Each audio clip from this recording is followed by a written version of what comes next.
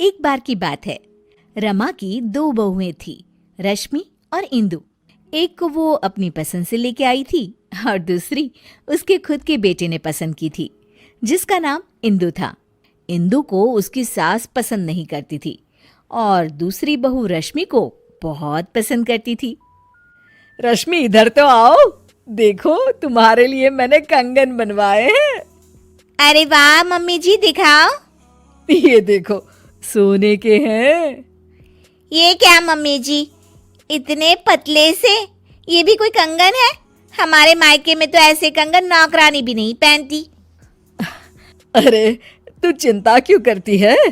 अगली बार इससे भी महंगे कंगन बनवाऊंगी तेरे लिए। अभी के लिए तो रख ले बेटा। चलो ठीक है, आप कह रही हैं तो। मम्मी जी, मेरे लिए आप कुछ नहीं लाई? हाँ, ये लो। इंदु बहुत खुशी खुशी बॉक्स खोलती है तो देखती है कि एकदम सिंपल सी लाल रंग की चूड़ियाँ होती है। इंदु सब कुछ देख रही होती है, उसे बिल्कुल भी अच्छा नहीं लगता, पर इससे इंदु की सास को कोई भी फर्क नहीं पड़ता। वो तो हमेशा उससे बुरा ही बर्ताव करती थी। इंदु, ये खाना कैसा बनाया है? क्या हुआ मम्मी जी? अरे इसमें तो नमक ही नहीं है। नमक आपको मना है ना मम्मी जी, आपका बीपी बढ़ा हुआ था इसलिए। इंदु, तू मुझे मत सिखा, समझी? जैसा खाना सबके लिए बनता है वैसा ही खाना मेरे लिए भी बनाया कर। सासू माँ की डांट खाकर इंदु अपने कमरे में आ जाती है और हम देखते हैं कि वो कोई आम लड़की नहीं है, बल्कि उसके पास सुपर पावर है। चुटकी बजाती है और कमरा अपने आप साफ हो जाता है। पर घर के सारे काम वो अपने आप ही करती थी। सफाई करना, कपड़े धोना, खाना बनाना, ये सब उसने बहू बनने के लिए सीख लिया था। इंदु, एक काम तुम ठीक से नहीं करती।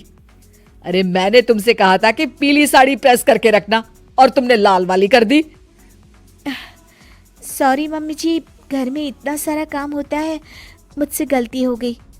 कितना काम होता है सब दिखता है मुझे। तो फिर आपको ये क्यों नहीं दिखता कि रश्मि दीदी तो कोई भी काम नहीं करती? उससे तुम अपनी बराबरी मत करो, समझी? क्यों मम्मी जी, मैंने ऐसा क्या किया है जो आप मेरे साथ ऐसा बर्ताव करती हैं? तुम उसकी जगह कभी नहीं ले सकती। उसे मैं पसंद करके लाई थी और तुम। मैं क्या मम्मी जी, रुक क्यों गई? तभी वहां रश्मि आ जाती है। तुम तो अनाथ थी, समझी? वो तो आकाश भैया पता नहीं कहां से तुम्हें पसंद करके लाए और हमारे ऊपर थोप दिया। इंदु को ये सब सुनकर बहुत बुरा लगता है और वो अपने कमरे में चली जाती है। फूट फूट कर रोने लगती है।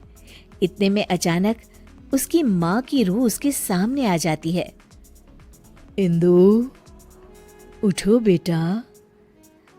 माँ, ये लोग मुझे बहुत बुरा भला कहते हैं।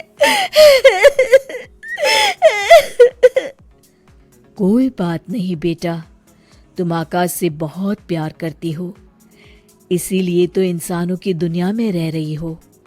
मैं तो तुमसे हमेशा से कहती आई हूं कि चलो यहाँ से अपनी दुनिया में।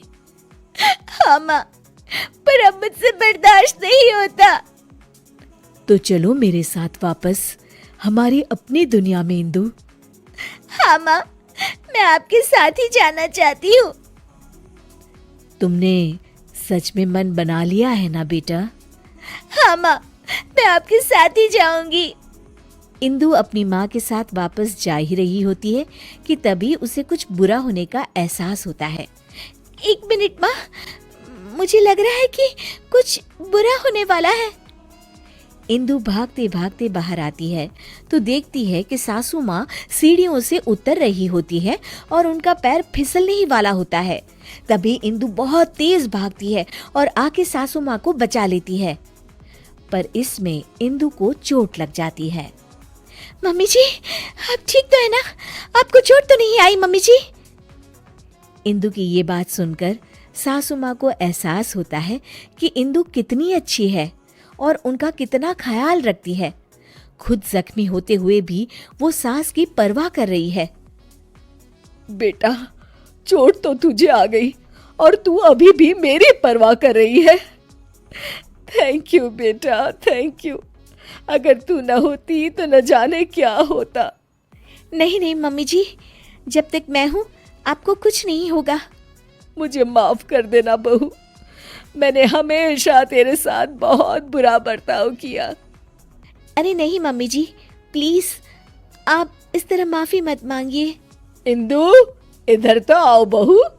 जी मम्मी जी। ये लो तुम्हारे लिए। ये क्या है मम्मी जी? इंदु बॉक्स खोलती है तो उसमें सोने के कंगन होते हैं। मेरी फेवरेट बहू के लिए एक तोहफा। इंदु खुश हो जाती है और अपनी सास के गले लग जाती है। Thank you mummy ji.